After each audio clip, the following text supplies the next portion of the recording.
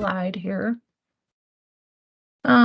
And this is designed to be interactive, so your questions, attention, and discussion are definitely encouraged.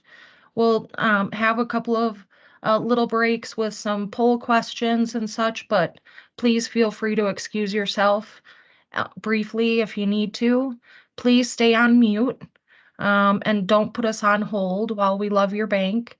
We don't necessarily want to hear the hold music. And please raise your hand and ask questions or use the chat feature as we go through the training. In the course, we will cover the topics of Bank Secrecy Act, Anti-Money Laundering, and the Office of Foreign Assets Control. We will look at the 5 pillars of the BSA, AML, and OFAC compliance, stages of money laundering, terrorist financing, the BSA program, know your customer, monitoring and screening, cannabis banking we'll touch on. We'll talk about money laundering red flags, and we'll also look at investigations. The 5 pillars of BSA, OFAC compliance, these are important to understand that they are the foundation of the program to mitigate the risks that are associated with money laundering. We also want to be sure that we're adhering to laws and regulations and understanding any legislative changes. This is why we do audits and the regulators perform exams. So you can see the pillars here, and we'll dive deeper into each one as we proceed through the training. For internal controls, we'll discuss the overall subject of internal controls. Many factors make the internal control pillar critical to the organization's AML program, but it's not only a requirement of BSA compliance, but the controls also ensure things are running smoothly and the bank doesn't get caught off guard during their regulatory examinations. So the critical internal controls you can see are policies and procedures, and those need to be designed to mitigate and manage money laundering and terror financing. Timely updates in response to changes in regulations, meaning that we hit those compliance dates and deadlines. Dual controls are very important for the segregation of duties. That ensures that essential second layer of oversight. For technology and human resources, that enables the bank to ensure that all AML responsibilities are met. And this also helps the bank to make any cases to senior management if resources are deficient. Program continuity, despite changes in operations management or employee structure, that helps to ensure that there's no surprises from issues such as we saw with the pandemic or maybe another natural disaster, and the scalability provides for future growth of the bank. And you'll see on the image on this slide that we also included the word transparency, and that's relative to the use of artificial intelligence or AI. That's such a buzzword right now. And RLR is working to provide risk evaluations, policies, and education on AI. Recently, the American Bankers Association published an announcement, if you will, that the regulators are really starting to look at how banks are incorporating artificial intelligence into their overall, not just their BSA program, but in their overall organization. So it's very important to keep an eye on how that gets incorporated. And you can visit our website for more information on AI. The designation of a BSA officer, while that seems intuitive, all successful programs need to have a competent leader, and a well sought out appointment is critical. So we want to keep in mind that the designation of the BSA officer If you could put yourself on mute, please. So the designation of the BSA officer needs to be approved by the board of directors, and very important that that gets documented or recorded in the meeting minutes. And the BSA officer needs to have the appropriate background and level of experience. So while, there may be a lead teller that is a super employee, it may not be, um, it may not pass regulatory scrutiny to appoint that person into the BSA officer position. And the BSA officer needs to have the necessary authority, independence, and access to resources.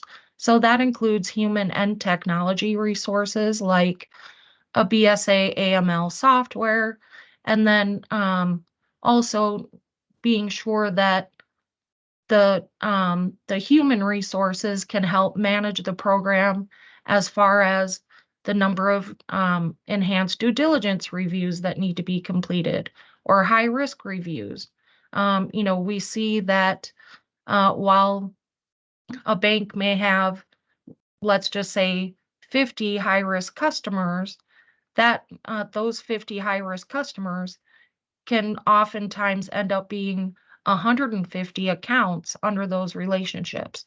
So you need to have enough human resources to be able to manage that as well. For independence, that just means that the reporting structure needs to be outside of the compliance area, and the BSA officer should be the decision maker for all matters relating to BSA. And the title of the position is not important from a regulatory perspective, but there needs to be the authority, independence, and access to resources. That's critical. And then you can see here on this slide that for the BSA officer's accountability, that needs to include regulations, policies, laws, requirements, rules, standards, and that all falls into that box under compliance. And stick with me as we stay on this slide for a little bit.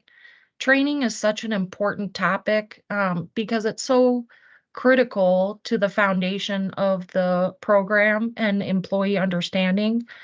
And, dear CEO, market president, or commercial lender, you're not exempt from training. And the regulators and auditors will notice if everyone has not completed their training as they are assigned. So this is one the important way to emphasize the importance, as well as educating employees of what to do when they encounter potential money laundering. It also serves as an important control in the mitigation of money laundering risks. And you know, there's so many that the financial institution might be exposed to. And the training program should not only explain the relevant laws and regulations, but it also needs to cover the organization's policies and procedures. And this would include, formal training courses, ongoing communications, in-person training. And I know that everybody loves when they get their online training assignments via email, and everybody's so eager to complete those right away. But it is an important part of the accountability for the program management. So the first step is designing the training to identify the target audience. So who do we train? It's not just one size fits all. In particular, new staff members should receive training during their employee orientation or shortly thereafter. And it starts with the senior management and the board. While they may not necessarily need the same degree of training as personnel that fall into, the first, second, and third lines of defense, but they do need to set the tone for the organization. We all hear that, set the tone from the top. And the specialized training for the leadership should address the importance of the regulatory requirements, any changes that might impact the organization, penalties for noncompliance, their personal liability, and the organization's unique risks. So that's why it's important to have a risk assessment as well. For customer-facing staff, like we mentioned, this is the bank's first line of defense. And these employees really need to have the deepest practical understanding of why their efforts are so important, and they need to be vigilant with BSA, AML, and OFAC against money laundering. So loans, credit, loan operations staff, they need training on how money launderers might misuse credit products and how the staff can recognize potential money laundering and what they need to do if they do identify those types of activities. And the frontline employees need to know how to properly handle their cash transactions, especially those that trigger the reporting requirements for a currency transaction report or a monetary instrument log. They need to also understand when to escalate their concerns, and they need to establish, or I'm sorry, employees who establish loans and accounts for new customers, they need to know all of those applicable regulatory requirements as well as far as policies and procedures, and doing their due diligence on identifying customers. For operations personnel, the non-customer facing folks in the organization, they're also included in that first line of defense, and they need to have specialized training, for example, with the cash vault or wire transfers, any loan underwriters, loan collections, and the treasury management personnel. They also need to be included so that they can recognize illegal, fraudulent, and unusual account activity. For the compliance staff, because they have a responsibility for managing the adherence for the program to the regulations, they may need to have more advanced ongoing training to stay up to date on requirements, and maybe there are some emerging trends that are important. And this could be they attend conferences, or they have more specialized or specific presentations and are a little bit more robust in nature. For independent testing staff, such as RLR, the organization may request evidence of their training that they take annually, or other through other sources before they or as a part of the engagement, I should say.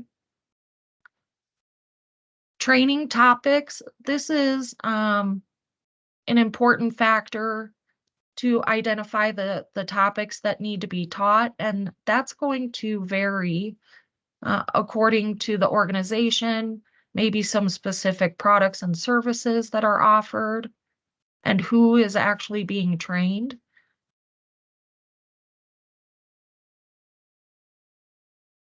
One of the BSA officers' responsibilities is also to identify how to train the various business lines.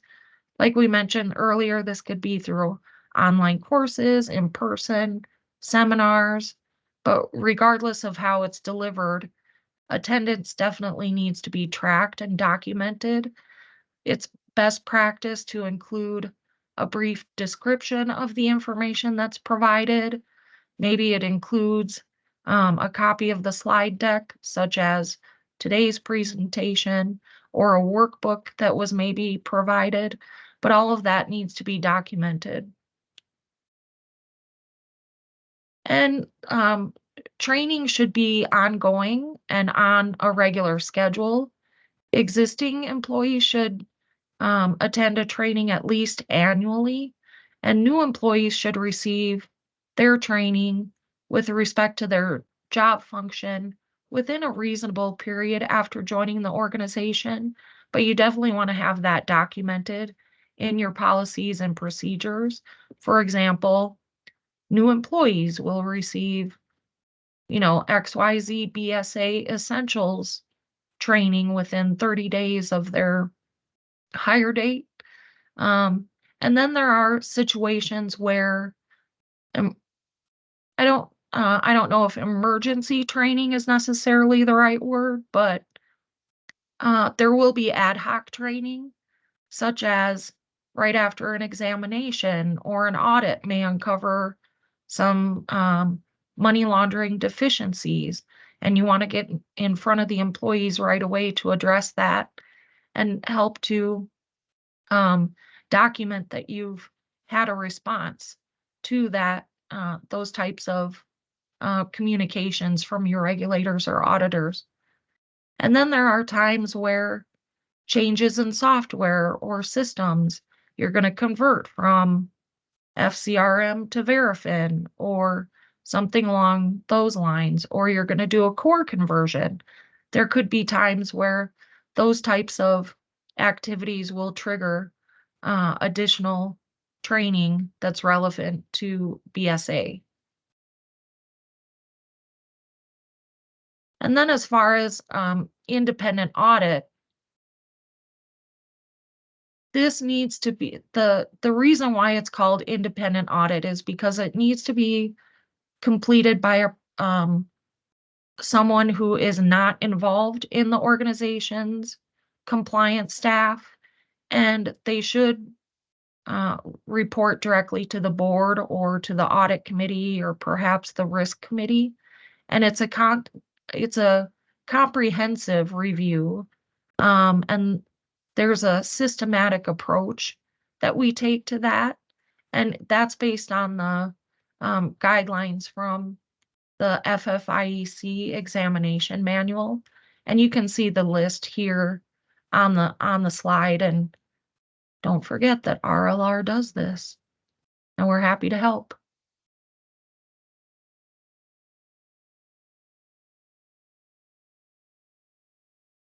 For ongoing due diligence and know your customer, the objective of this is to understand the nature and the purpose of the customer relationships, um, which includes the types of transactions, volumes of transactions.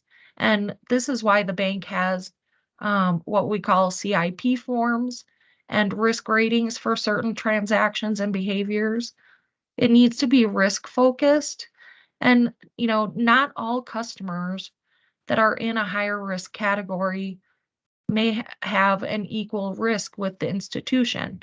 Again, this is why the bank wants to have a comprehensive risk assessment so that you can identify the types of customers where you may have a higher risk tolerance or a lower risk tolerance.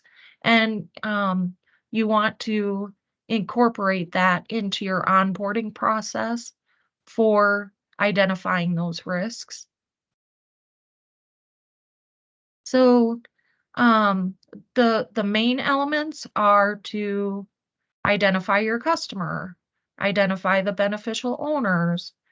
You want to understand as appropriate um, the information and purpose for the intended nature of a business or consumer relationship, and then conduct ongoing due diligence on the relationship to scrutinize transactions, um, and whether it's using your software or manual processes. But ultimately then you want to understand the risk profile and when necessary, the source of funds. For the enhanced due diligence, risk factors might include unusual circumstances regarding how the business relationship is conducted, or maybe there's an unexplained geographic distance between the financial organization and the customer. You want to look at non-resident customers, professional services such as lawyers or accounting firms, cash-intensive businesses. And then sometimes there are just unusual or complex structures for a business, and that's where you also want to dive in more to the beneficial ownership. You want to look at countries that are subject to sanctions or embargoes. The geographic areas may be the high financial crimes areas or the high intensity drug trafficking. You want to be able to identify where your customers are located, and or if your bank is located in those areas, that should be a part of your risk assessment as well. For products and services, private banking, anonymous transactions, non-face-to-face business relationships, payments received from, excuse me, from unknown parties, and then customers that pose a higher risk to money laundering or terrorist financing. Those transactions should be reviewed even more closely at account opening, or more frequently, such as annually, or maybe it's every 90 days. All of that will be documented in your policies and procedures, but especially those need to be reviewed during the account relationships. For account opening, policies and procedures should outline the bank's process for opening new accounts, the information required by the USA Patriot Act, and the goal is to really prove that the bank knows its customer. And after collecting the verifying customer information, the organization needs to implement processes to maintain that accurate customer information, as well as determining who's responsible for actually doing that, such as the relationship manager. There could be outdated or inaccurate information, and that can affect the process of EDD reviews, watch list screening, transaction monitoring. So you want to be sure that all of the customer information is kept up to date. And then as a part of the customer due diligence, financial institutions are required to identify and verify beneficial owners, which I know is everyone's favorite topic, and no one's ever had that finding on an audit before. And this is for the folks that have interest of 25% or more as part of a legal entity. And there's the control prong, and then there's also the ownership prong that is related to beneficial ownership.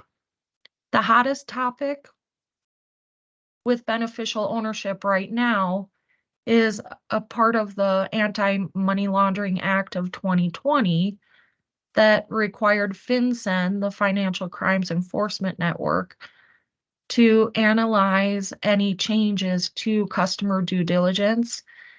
And then FinCEN went ahead and established the beneficial ownership registry. And there are some changes. We've provided the link here.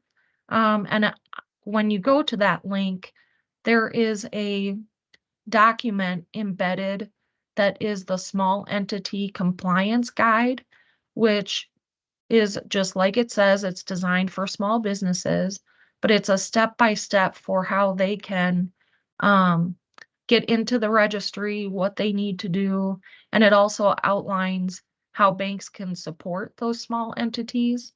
So I encourage everyone to take a look at that.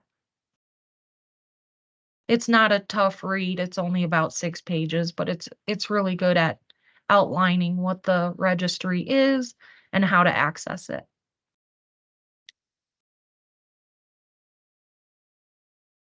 And at this point, I think we are going to go to a poll question or a quiz question.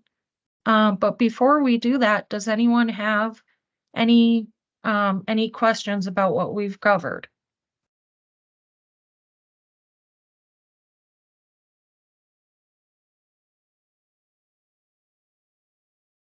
Okay. Well, we'll give the quiz question just a couple of minutes, and then we'll get back to our next topic.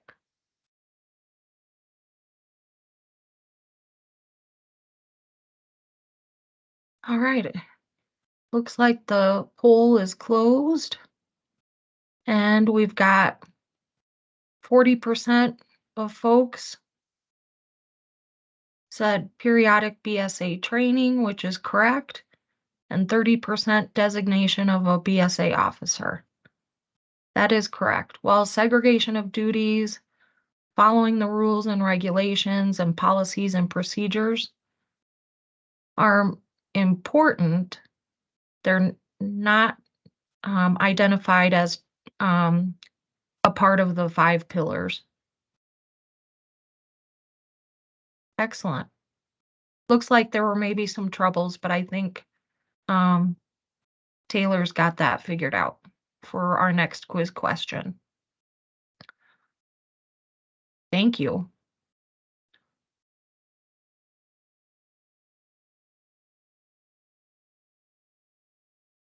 All right. Next, we'll move into the stages of money laundering, and these are the attempts to conceal the origin of funds. And banks have a responsibility to understand the stages, and ultimately, the goal is to mitigate the risks that are associated with those illegal activities. Really, the bank is helping to prevent the movement of the money, and that's why we use software and manual processes to detect certain activities and transactions that may be indicative of the behavior. So, stage 1 is called placement, and this is where um,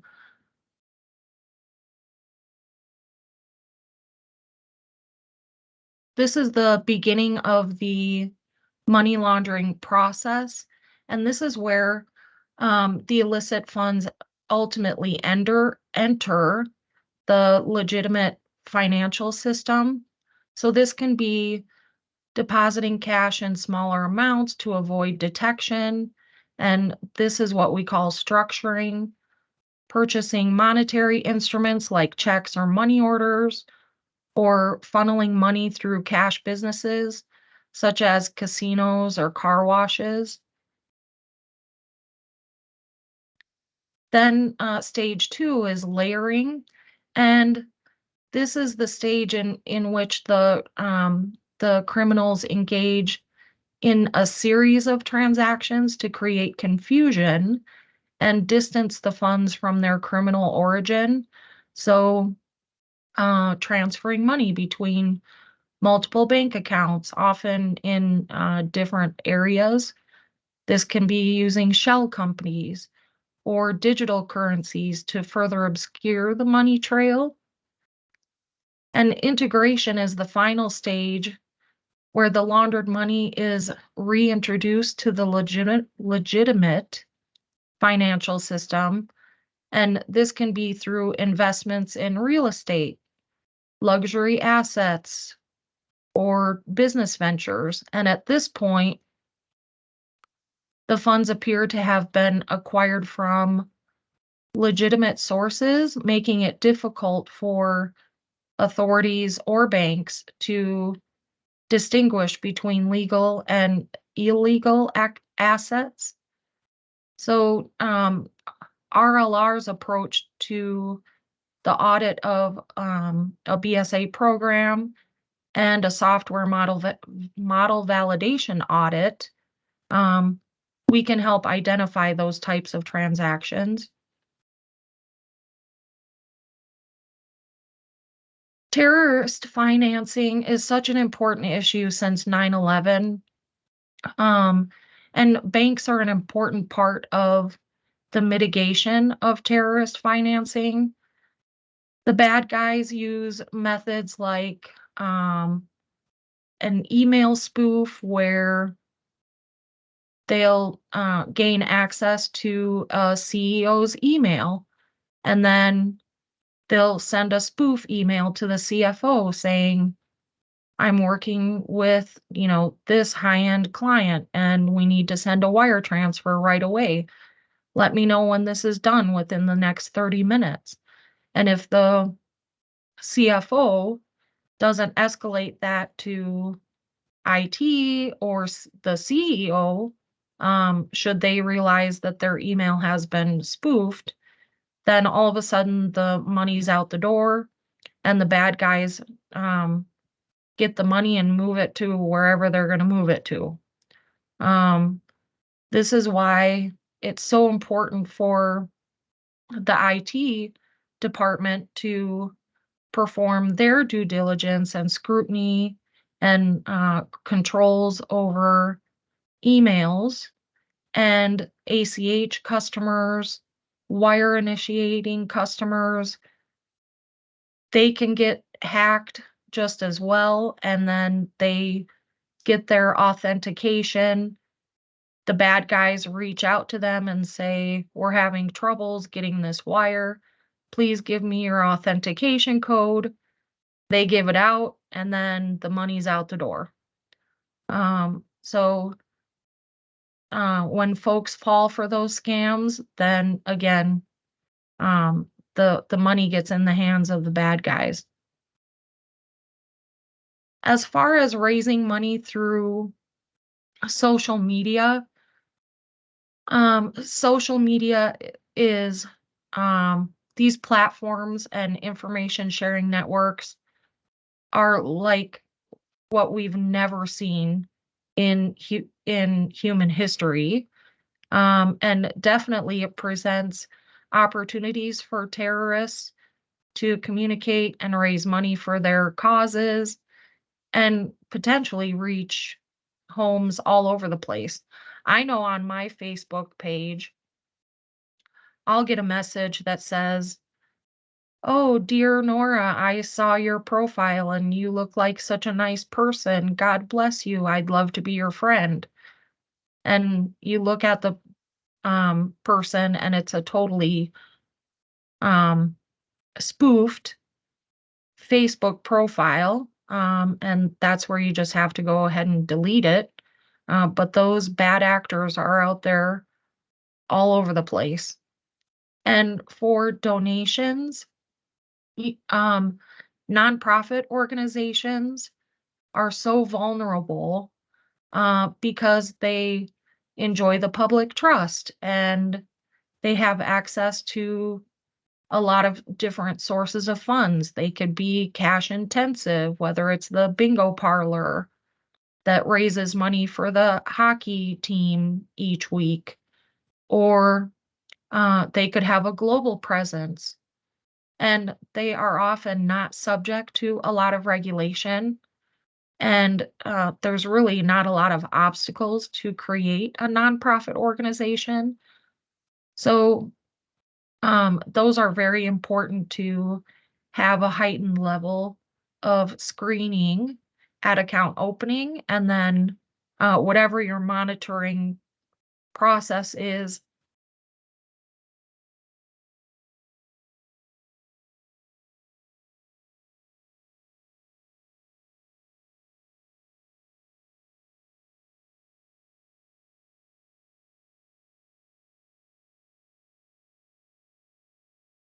It looks like maybe Nora is frozen.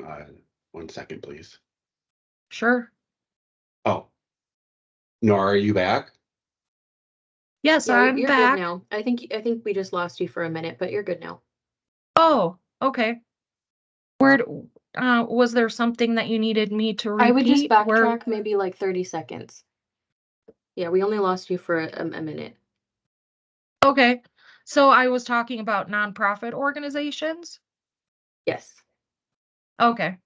So, nonprofit organizations, those need to have additional scrutiny at onboarding and also throughout their life cycle, if you will, of their account relationship because of the risks that are associated with money laundering as far as enjoying public trust, having um, access to different sources of funds.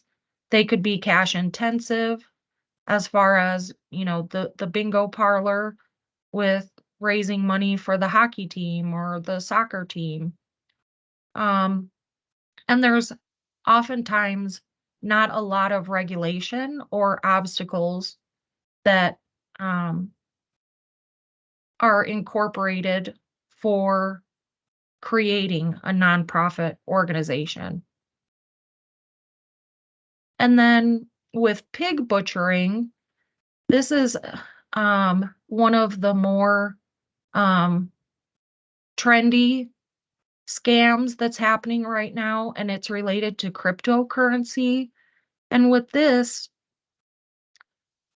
the victims are referred to as pigs in quotations by the scammers to leverage fictitious identities and the guise of potential relationships and elaborate storylines to help fatten up the victim into believing that they are trusted partnerships.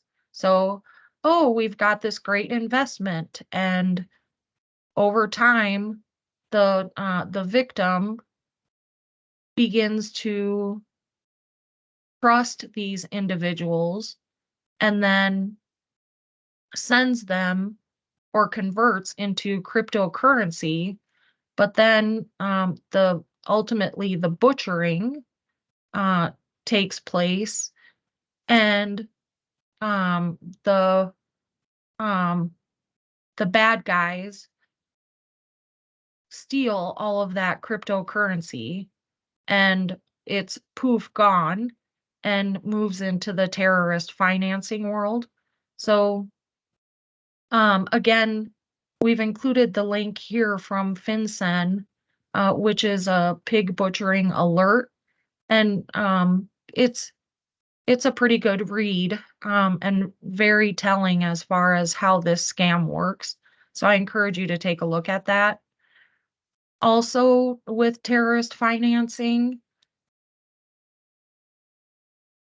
there's again the artificial intelligence component now that is emerging into the financial space. And RLR is again working on putting together more information as far as the responsibilities of the organization. So, some takeaways are that terrorists are adapting to technology and conducting transactions digitally, cryptocurrency. There's more and more cyber enabled tools for them to communicate. And law enforcement employs tools and investigative techniques to identify terrorist funding. But as you can imagine, the bad guys, unfortunately, seem to be a step ahead, and we have to catch up as best that we can.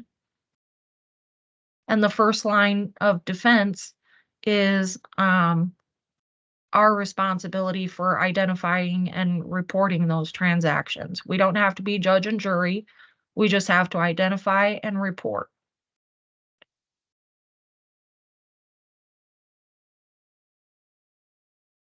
The Bank Secrecy Act provides a foundation to promote financial transparency and deter and detect those who are trying to misuse the financial system to launder their criminal proceeds.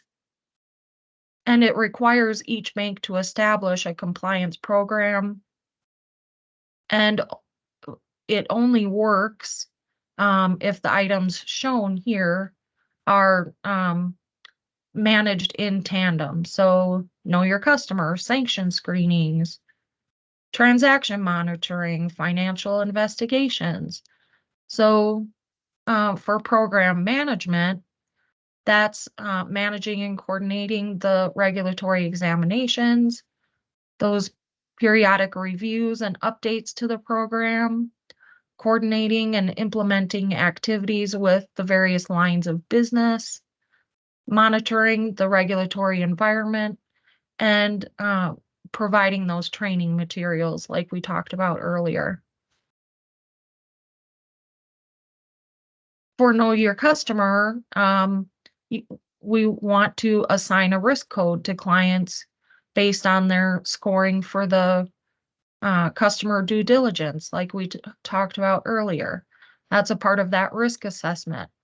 Performing additional due diligence and enhanced due diligence for high risk and the medium risk customers.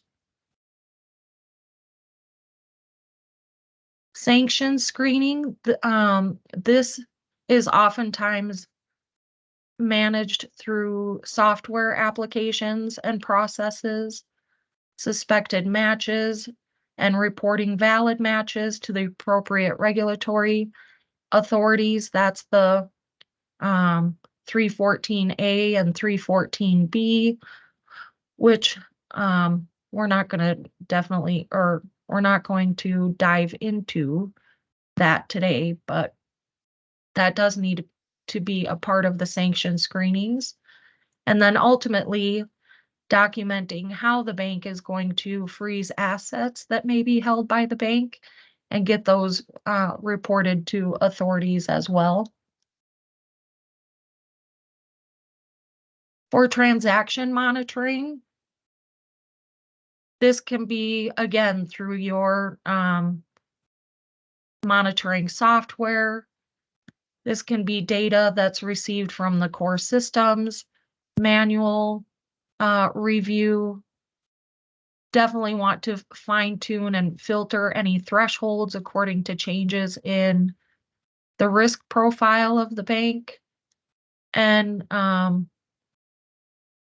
maintain the documentation that's required. For financial investigations, this can be based on alerts that get generated on customer transactions, such as those from automated systems or referrals from staff. You want to investigate the alerts and the referrals, and then ultimately report any suspicious activity or file a SAR with FinCEN as required.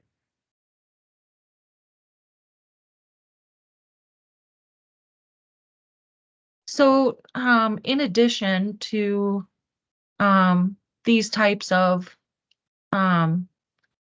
financial investigations, the customer due diligence forms are often completed by account officers or other staff members when the account is opened. And while the branch personnel may participate in the periodic reviews and might be, might assist to provide additional information and explanations for certain activity, that's definitely a good resource for the BSA staff to use in helping them to determine what they may need to do as far as filing a SAR.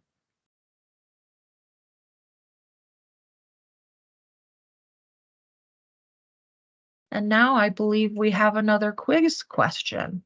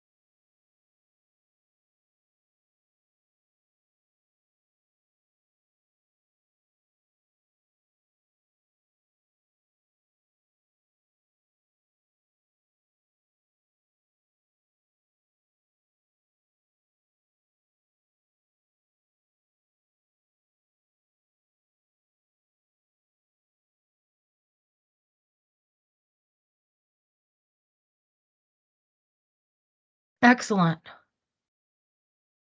The 2 stages of money laundering, there's actually 3, but on this quiz, layering and placement. My favorite is fold and fluff and the picture, but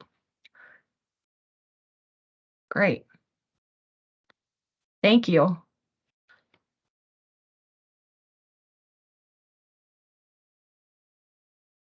Next, we'll talk about establishing a culture of compliance. And like we said earlier, this really starts at the top and with leadership. And they need to ensure that their commitment flows through the different lines of business, and they need to be sure to hold folks accountable for compliance as well. So the compliance staff needs to be empowered with their sufficient authority to implement the organization's BSA, AML, and OFAC policies. The business units need to not remain tethered within their own individual silos. So there needs to be no boundaries or barriers in their communication within the organization. So they need to be able to feel free to reach out to the BSA staff and the compliance staff for any type of information that they may want to share. You know, we say things like, if you see something, say something, and all of the business lines need to be empowered to be able to do that.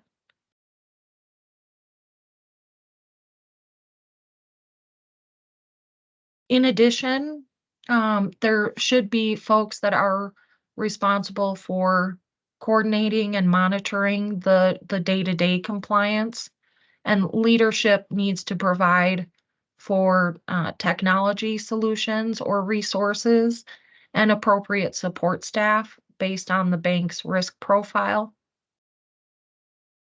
One way to ensure that the program is effective is to have an independent and competent party to test the program. So we talked about that independent testing. We've also talked about the risk assessment and the risk-based customer due diligence, and the board of directors or the audit committee or risk committee, they should receive regular reporting on the status of the program that includes some statistics like the number of SARs filed, the types of SARs filed, currency transaction reports that get filed. And they need to understand the importance of the filing of all of those reports on a timely basis.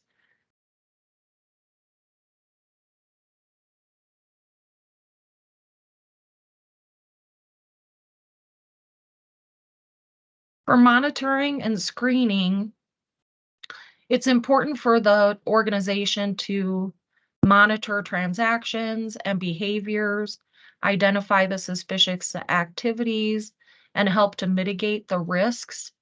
And this is a part of the internal controls that are associated with a strong BSA program. Economic sanctions are a way to influence the behavior of a particular country that may be a target. And increasingly, countries are using economic sanctions instead of military force as an instrument to implement those foreign policies. Now, in most recent history, examples would include what's going on between Russia and the Ukraine and the different sanctions happening there. And for the United States, one of the most widely known sanctions list is the OFAC list, or the Office of Foreign Assets Control. And they use specially designated nationals and Black persons list. And typically that is, well, it's updated very often. And it includes thousands of names of individuals, businesses, aircraft, ships, or vessels, as they're called. And it includes information from more than 150 countries, where the US considers there to be terrorists, international narcotics traffickers, or other criminals, and the bank will receive updates on this list and ingest that into either their core system or their BSA software, and then those lists get updated, and then through nightly processing or real-time processing, the bank's database, if you will, is screened for any type of OFAC matches, and then whether it's a wire transfer or some other form of ACH transaction, international ACH, etc., then all of that database is scanned for potential matches, and the BSA folks will receive reports with any of those suspected matches and do a diligence review to make sure that it's not an exact match. Then if there is an exact match, policies and procedures need to outline how that will be handled and forwarded to law enforcement. So, that's why banks require an OFAC check on customers, employees at new hire, vendors, again, wire transfers or cashier's checks, and the payees of the cashier's checks. Politically exposed persons, in basic terms, is someone who, through their prominent position or influence, is just more susceptible to being involved in bribery or corruption. And this, an example of this would be a member of parliament, or, maybe it's someone that is involved in a government party, and, you're banking their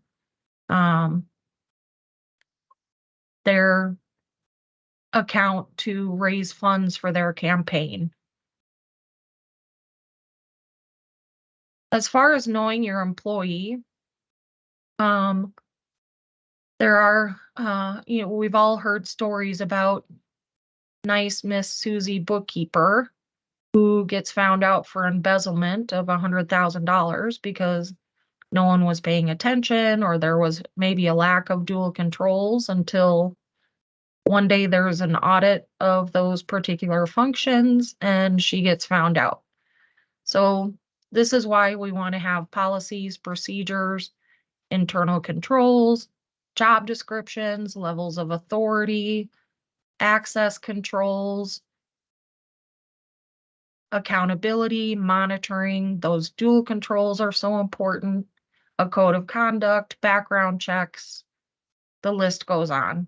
But these are all the efforts to help minimize the risks associated, and not only the risks for the organization, but also to protect employees as well.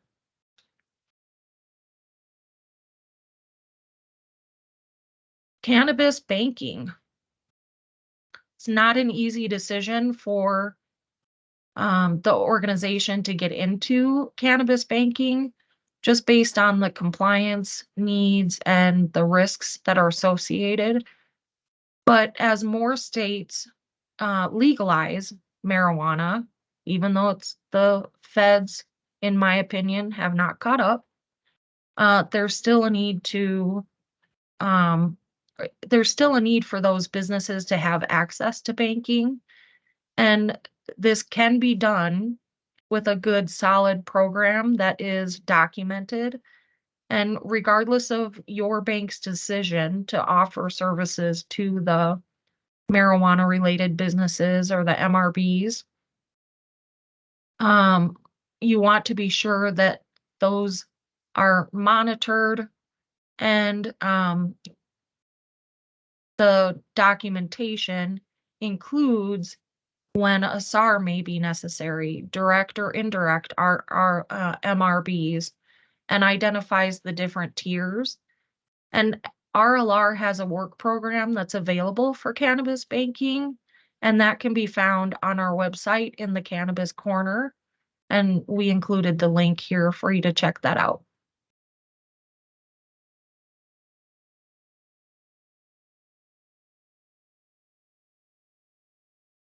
For suspicious and unusual transaction monitoring, now, we've talked about the bank has procedures in place for knowing their customers and employees. The bank has done the due diligence at account opening, and now the monitoring process starts. This can be done through various channels, reports such as daily cash activity, wire logs, and you can filter those by amounts and geographical areas. There's the monetary instrument log reports, check kiting or uncollected funds, significant change reports, and those are when all of a sudden $1 million client withdraws $180,000. You're going to want to take a look at that and see what's going on there. And new account activity reports are also a part of that. And then there's the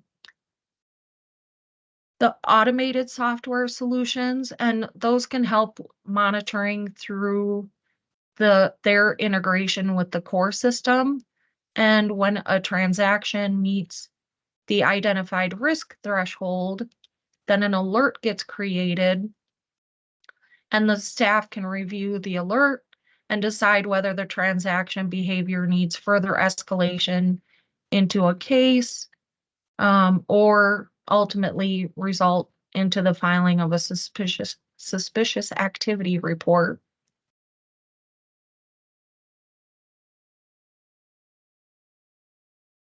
There's no exhaustive list of tried and true suspicious activity indicators or red flags, as like you see on this slide.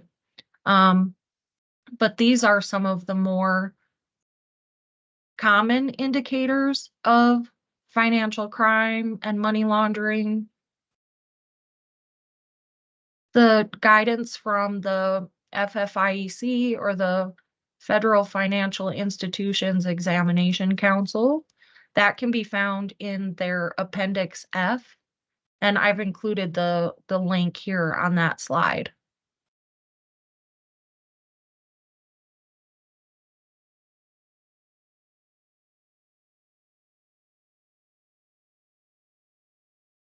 The incidences of cybercrime is growing and becoming one of the most prevalent financial crimes around the world. And although our artificial intelligence has been around for years, it is growing like we've never seen and adds another layer of crime in the cyberspace. And again, RLR is working on a work program to help financial institutions navigate the generative AI and other AI spaces.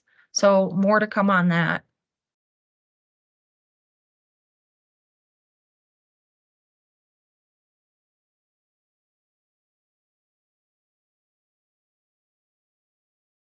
Regarding actual investigations, those can be initiated from proactive monitoring for potentially suspicious activity, and reactive measures that are taken to address regulatory findings, referrals, and other recommendations. But the goal is to identify and report. Again, the bank does not need to be judge and jury on an investigation. You can see some of the common investigation initiators on this slide, such as regulatory recommendations, transaction monitoring, referrals from customer-facing employees, information obtained from an internal hotline. There could be negative media information that prompts you to take a deeper dive look into a relationship. And government subpoenas or search warrants, those may also trigger an investigation. And proper record keeping is a requirement, and it can help protect the financial institution from regulatory findings. So whatever your process is, be sure that it is documented in your policies and procedures as far as how, when, where, what, who, how you'll handle investigations, who stays on a watch list for a certain period of time, how many SARs need to be filed before you exit a relationship, and then ultimately how a relationship may be exited based on your policies and procedures. Just make sure that it's documented. A debit card dispute may present further investigation depending on the type of dispute and transactions that are taking place. But the key word for the money laundering red flags is the word unusual. So super. Thank you.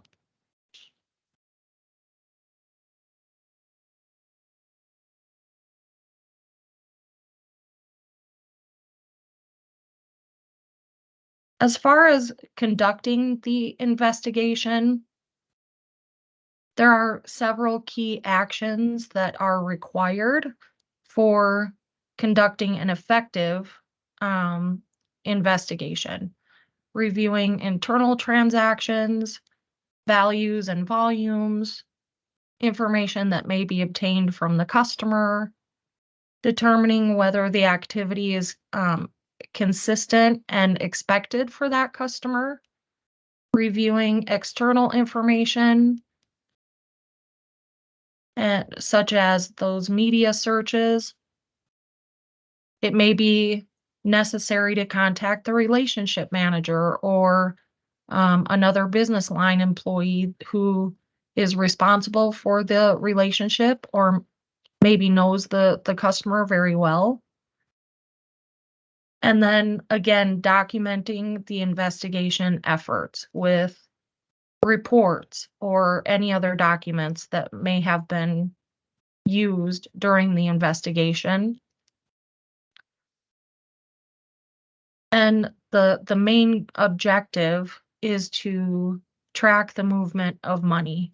If you use an automated software solution for your BSA program, they have some really robust options as far as doing a visual spider web, if you will, that helps the organization track the movement of money with particular transactions.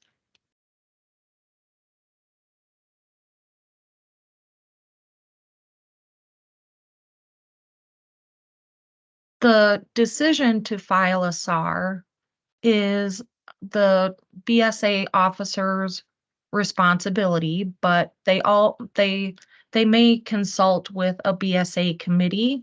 That just needs to be documented in policies and procedures and have, a best practice is to have a BSA committee charter where those types of, that outlines how the decision-making process will take place. But it should, needs to include quality control, oversight, and escalation. When the bank will close an account, like we talked about earlier, how the relationship may be exited, any type of communications with law enforcement. And after the decision has been made, the organization should report to its regulatory agency or law enforcement.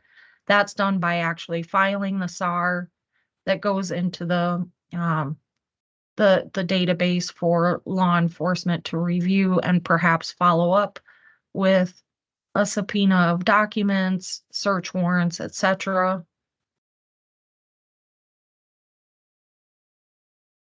And I know that we've been through a lot of information today, and I, ultimately making the decision to file a SAR kind of wraps up our agenda as the final step in the process with an investigation. So with that being said, I would be happy to answer any questions or revisit a topic if you'd like.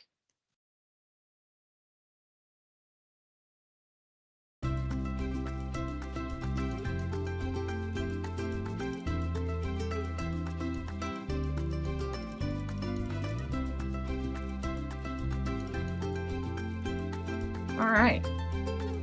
Well, thank you all again for joining us today.